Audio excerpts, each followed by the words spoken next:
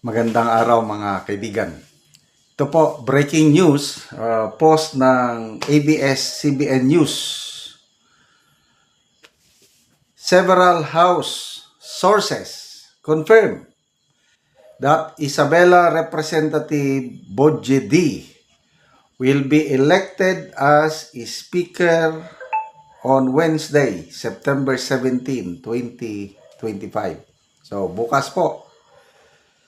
Source says Romualdez has met with party leaders earlier to confirm the move. Okay? Parties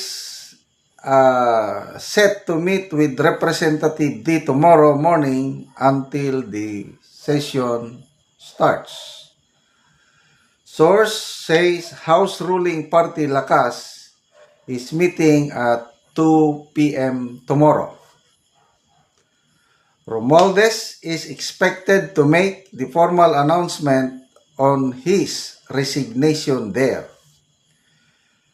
Sources private to the issue confirmed that Romualdez went to Malacanang earlier today, September 16, to discuss his leave of absence with President Ferdinand Marcos Jr. But Malacanang wanted Romualdez to resign instead of filing a leave. Wow, that's good. Source says Romualdez group wanted Bataan Representative Abit Garcia to be the next speaker, while another bloc was pushing for Bacolod Representative Albi Binetes.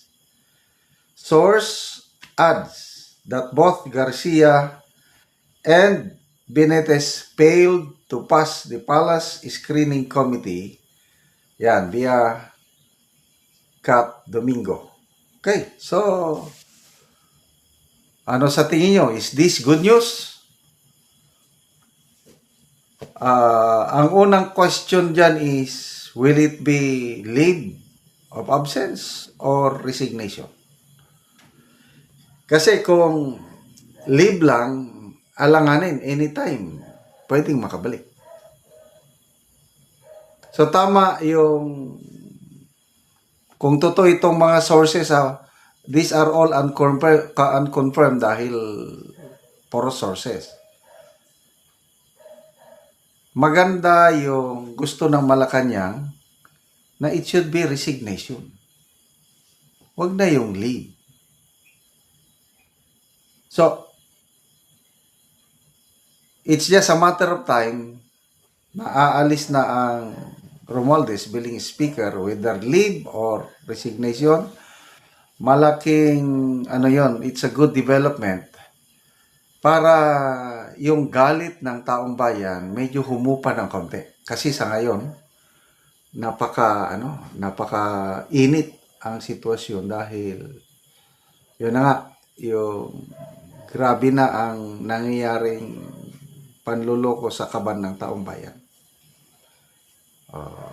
Pabayaan mo na lang yung 23, 24, itong 2025 na national budget, most corrupt in our nation's history, na hanggang ngayon di nila mailabas yung small committee report na ang may kagagawan doon si Saldico dahil siya ang chairman ng Appropriations Committee during that time. So nasaan si Saldico? Wala. Nandun, nagpapagamot daw sa Amerika. So, at last, sa wakas, nag-exert na rin ang pressure ng Malacanang para mag-resign si Romualdez. And bakit ganito ang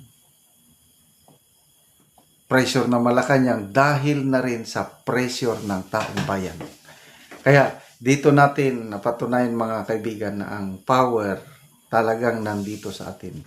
Yung mga sunod-sunod na mga rally, lalo na September 21. Plus, yung nangyari sa Indonesia at Nepal. Malaking bagay yun dahil pag hindi nila ayusin ito, parang baliwalain nila, nakunod, simpako kung sa Bisaya, yung nakakatakot, yung nangyari sa Indonesia and Nepal na nagkamatayan na, nagkasunugan na, talagang bagsak ang gobyerno. So, huwag naman sanang mangyari sa atin yung ganun. So, again, maganda, wise mo, bitong ginagawa ng palasyo. Hindi na yung katulad ng dati. Tama ito. Sayang kung may manok lang, makapili ng manok. Ang gusto ko, dito sa mga nababanggit na pangalan, Abet Garcia, Albi Binetes, Budji D, to me, ang mas katanggap-tanggap para sa akin is si Congressman Albi Binetes.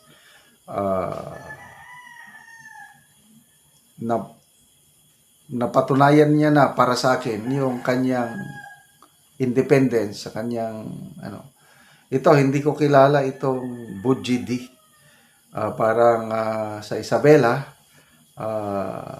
mga tingin ko lang mga traditional politicians ito na but anyway kahit sino malala ko ulit tuloy si Congressman Kiko Barsaga, sabi niya aagawin ko ang speakership kay Romualdez.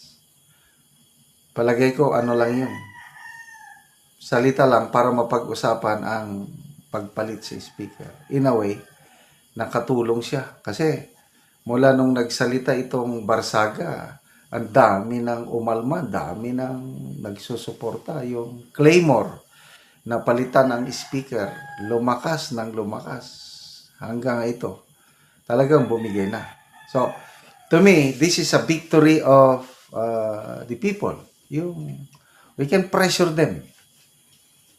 At sana after this, kung sino man ang maging Speaker of the House, ayusin niya na dahil hindi na pwede. The people have spoken. Nagsimulang nagsalita ang taong bayan noong May 12 midterm election.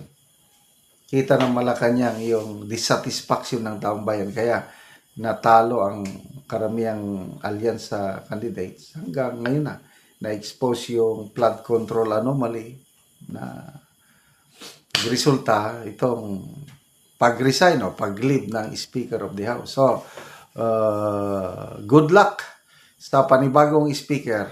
Sana huwag niyong tularan itong nakaraan. Sana may panibagong simula yung ma-regain niyo ang trust ng taong bayan. Salamat mga kaibigan sa inyong pagsubaybay sa ating channel. Nakakatulong kayo ng malaki sa tribong Talandig ng Bukidnon dahil ang income natin sa channel na ito is pantulong natin sa tribo. Namimigay tayo ngayon ng mga libreng yero at pako para makapagpatayo itong tribo ng mas maayos na tahanan.